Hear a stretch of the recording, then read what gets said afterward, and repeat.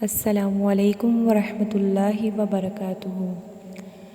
نحمدہ ونصلی علی رسولہ الکریم، اما بعد فاعوذ باللہ من الشیطان الرجیم، بسم اللہ الرحمن الرحیم۔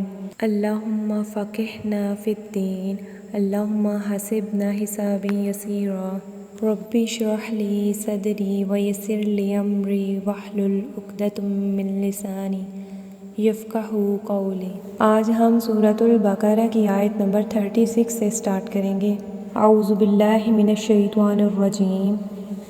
فَأَزَلَّهُمَا تو پھسلا دیا ان دونوں کو، الشیطان شیطان نے، عنہا اس سے، فَأَخْرَجَهُمَا پس اس نے نکلوا دیا ان دونوں کو، مما اس میں سے، کانا وہ دونوں تھے، فیہ جس میں، وَقُلْنَا اور کہا ہم نے، اہبطوا تم سب اتر جاؤ، بعضکم بعض تمہارے، لبعض بعض کے لیے، عدو دشمن ہے، وَلَکُمْ اور تمہارے لیے، فی الارض زمین میں، مستقر ٹھہرنا ہے، ومتاع اور فائدہ اٹھانا ہے، الی حین ایک وقت تک۔ اس آیت میں بیان کیا گیا ہے کہ شیطان نے حضرت آدم علیہ السلام اور حضرت حوا علیہ السلام کو بہکا دیا، جس کے نتیجے میں وہ زمین پر بھیج دیے گئے۔ اللہ تعالیٰ نے فرمایا کہ زمین میں ایک مقرر وقت تک رہو گے۔ یہ دنیا انسان کی آزمائش کی جگہ ہے، اس لیے شیطان کے وسوسوں سے بچنا چاہیے، کیونکہ آپ صلی اللہ علیہ وسلم نے فرمایا کہ شیطان انسان کی رگوں میں خون کی طرح دوڑتا ہے۔ فَتَلَقَىٰ پھر سیکھ لیے، آدم نے، من ربہ اپنے رب سے، کلمات چند کلمات، فَتَابَ تو اس نے توبہ قبول کر لی، علیہ اس سے، انہ یقیناً وہ، ہوا وہی ہے، التواب بے حد توبہ قبول کرنے والا، الرحیم نہایت رحم والا۔ پھر حضرت آدم علیہ السلام نے اللہ تعالیٰ سے معافی مانگی، اللہ تعالیٰ نے ان کی توبہ قبول فرمائی، کیونکہ وہ بہت توبہ قبول کرنے والا اور رحم فرمانے والا ہے۔ یہ آیت اللہ تعالیٰ کی رحمت کی عظمت کو بیان کرتی ہے، اس لیے اللہ تعالیٰ کی رحمت سے کبھی مایوس نہیں ہونا چاہیے۔ گناہ کے بعد فوری توبہ کر لینی چاہیے، کیونکہ آپ صلی اللہ علیہ وسلم نے فرمایا کہ ہر انسان خطا کار ہے، اور بہترین خطا کار وہ ہے جو توبہ کرتے ہیں۔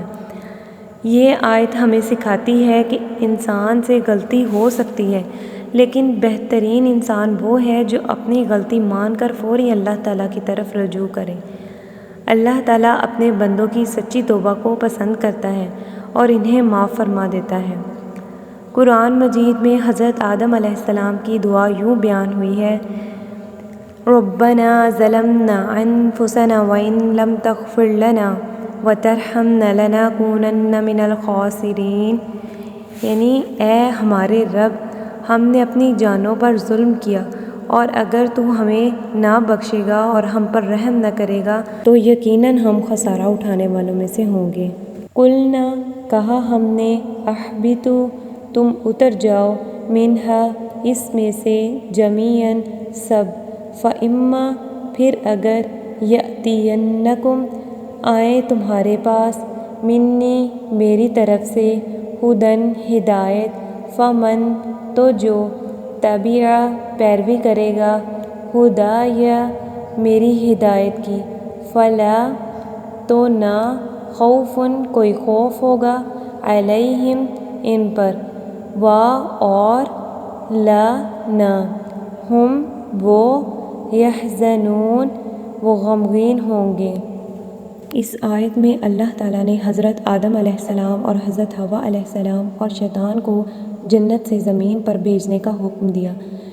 اس کے ساتھ ہی اللہ تعالیٰ نے انسانیت کے لیے ایک عظیم خوشخبری بھی دی کہ وہ انسانوں کو کبھی تنہا نہیں چھوڑے گا، بلکہ ان کی رہنمائی کے لیے اپنے انبیاء اور آسمانی کتابیں بھیجتا رہے گا۔ ہدایت سے مراد اللہ تعالیٰ کی نازل کردہ تعلیمات ہیں۔ جو انبیاء کرام علیہ السلام اور آسمانی کتابوں کے ذریعے انسانوں تک پہنچی۔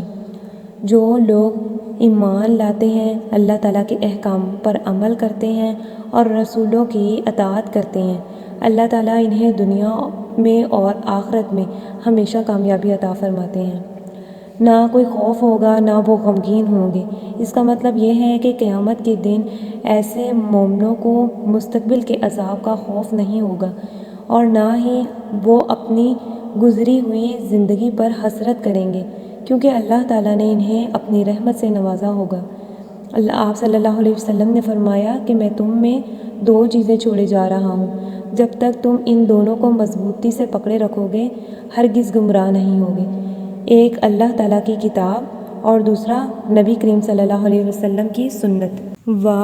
اور الذین جن لوگوں نے کفروا کفر کیا، اور کذبوا انہوں نے جھٹلایا بآیاتنا ہماری آیات کو، اولئک وہی لوگ اصحاب النار آگ والے ہیں، ہم وہ فیہا اس میں خالدون ہمیشہ رہنے والے ہیں۔ اس آیت میں بیان کیا گیا ہے کہ جو لوگ اللہ تعالیٰ کی آیات کا انکار کریں گے اور انہیں جھٹلائیں گے، ان کا انجام جہنم ہوگا جہاں وہ ہمیشہ رہیں گے۔ اللہ تعالیٰ نے انسانوں کی ہدایت کے لیے انبیاء علیہ السلام، آسمانی کتابیں اور واضح نشانیاں عطا فرمائیں، اور جو لوگ جان بوجھ کر ان کا انکار کرتے ہیں، اللہ تعالیٰ اور اس کے رسولوں کی بات کو جھٹلاتے ہیں اور کفر پر قائم رہتے ہیں، ان کے لیے آخرت میں سخت عذاب ہے۔